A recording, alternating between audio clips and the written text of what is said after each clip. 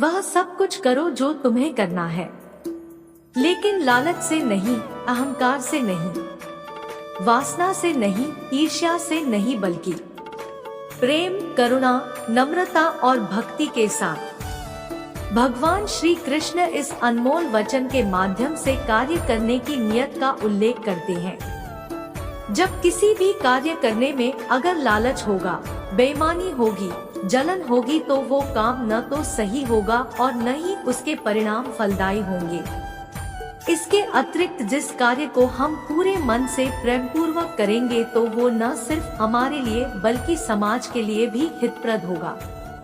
नरक के 3 द्वार हैं, काम, क्रोध और लोभ। जो व्यक्ति कामी प्रवृत्ति का होता हो, जिसके मन में लोभ होता है और जो अत्यधिक क्रोधी स्वभाव का होता है, उसके लिए नरक के द्वार सदैव खुले होते हैं। अर्थात ऐसे व्यक्ति को तो सिर्फ नरक में ही जगह मिलती है। मैं ही सृष्टि का आदि, मध्य और अंत हूँ। भगवान श्री कृष्ण ही इस सृष्टि के पालनहार है।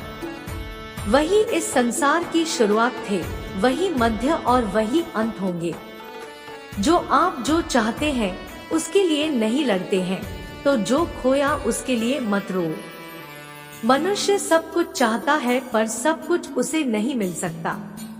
आपको जो नहीं मिला उसके लिए पश्चाताप मत करो, और जो आपसे खो गया, जो आपसे अलग हो गया, उसके लिए निराश भी मत हो। मैं सभी प्राणियों के हृदय में स्थित आत्मा हूँ। मैं सभी प्राणियों का आदि, मध्य और अंत भी हूँ। हर व्यक्ति श्री कृष्ण से जुड़ा है और श्री कृष्ण हर व्यक्ति से जुड़े हैं।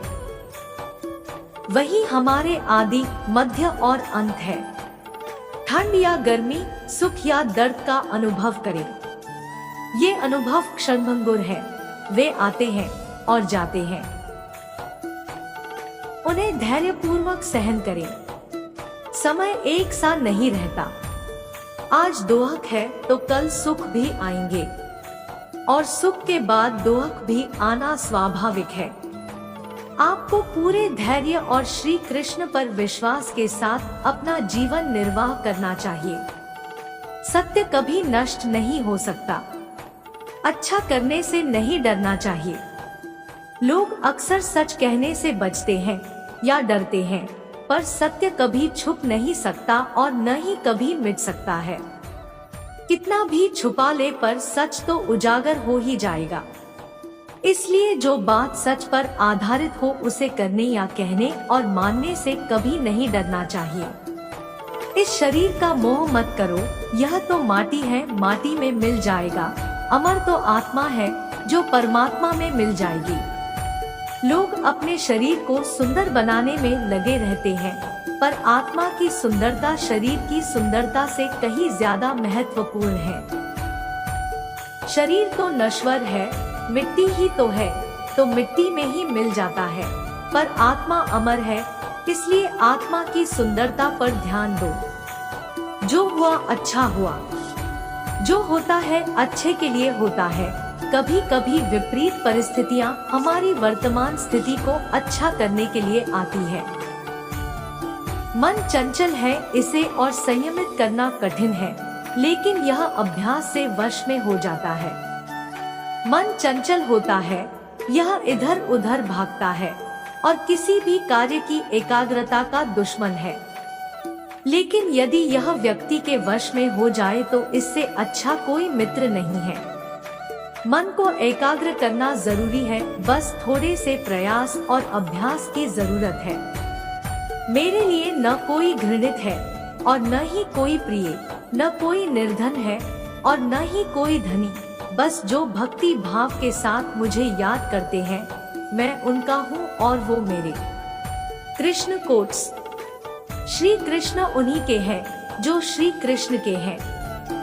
भगवान तो बस प्रेम भक्ति के भूखे हैं। जो भी उनकी भक्ति में लीन होता है, जो भी प्रेम से उन्हें याद करता है, वो सदैव उसका कल्याण करते हैं। मैं हमेशा तुम्हारे साथ और तुम्हारे आसपास रहता है, चाहे तुम कुछ भी कर रहे हो। जब भी आप कोई बुरा कार्य करते हो या अच्छा कार्य करते हो, आपको लगता है कि कोई देख नहीं रहा, तो यहाँ श्री कृष्ण कहते हैं कि तुम जो कुछ भी कर रहे हो, मेरी दृष्टि सदैव तुम पर है।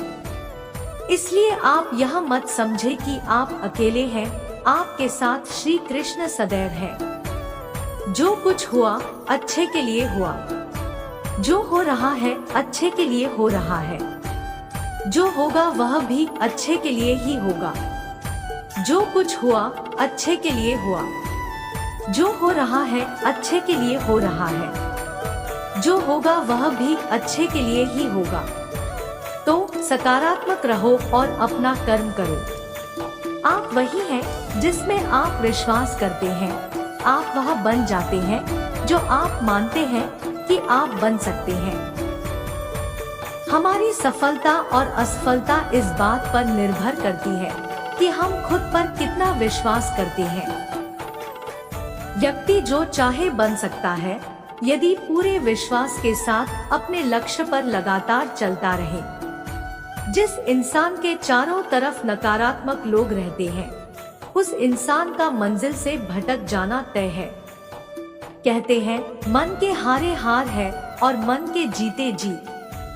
जिस प्रकार सकारात्मक विचारों से सफलता मिलती है, उसी प्रकार नकारात्मक विचार असफलता के मार्ग की ओर अग्रसर करते हैं। क्योंकि जैसा हम सोचते हैं वैसे ही हम बनते जाते हैं और अपने विचारों के माध्यम से ही हमें नकारात्मक और सकारात्मक परिणाम मिलते हैं। अपने अनिवार्य कर्तव्य का पालन करें, क्योंकि क्रिया वास्तव में निष्क्रियता से बेहतर है। मनुष्य ही एक ऐसा प्राणी है जो कर्म करता है, इसलिए कर्म करना प्रत्येक व्यक्ति का धर्म भी है। कर्म कार्य करने वाला व्यक्ति है कर्मवीर कहलाता है। इसलिए कार्य करते रहना खाली बैठे रहने से हमेशा बेहतर होता है। जहाँ भी सभी मनुष्यों के स्वामी कृष्ण है और जहाँ अर्जुन सर्वोच्च धनुर्धर है, वहाँ भी निश्चित रूप से ऐश्वर्य, विजय, असाधारण शक्ति और नैतिकता होगी। श्रील प्रभुपाद भगवद गीता। श्री कृष्ण विष्णु जी के 8वें अवतार, जगत के पालनहार और धनुर्धनों में श्रेष्ठ अर्जुन जहाँ होते हैं, वहाँ निश्चित ही विजय, असाधारण शक्ति और नैतिकता होती है। समय हमेशा चलता रहता है, कभी रुकता नहीं। यदि आज बुरा समय है तो कल अच्छा होगा। इसलिए आप बिना किसी स्वार्थ के सिर्फ कर्म कीजिए, फल समय खुद देगा। न तो समय रुकता है और न ही एक सा रहता है। बुरा समय हो या अच्छा समय बदलता जरूर है। आज बुरा है तो कल अच्छा, और अच्छा तो फिर बुरा समय जरूर आएगा। सुख के बाद दोहक और दोहक के बाद सुख आते जाते रहते हैं। इसलिए इस पर हमारा कोई वश नहीं है, लेकिन कर्म पर हमारा वश जरूर है। आप सिर्फ कर्म करिए, फल की चिंता किए बगैर। समय आने पर फल जरूर मिलेगा।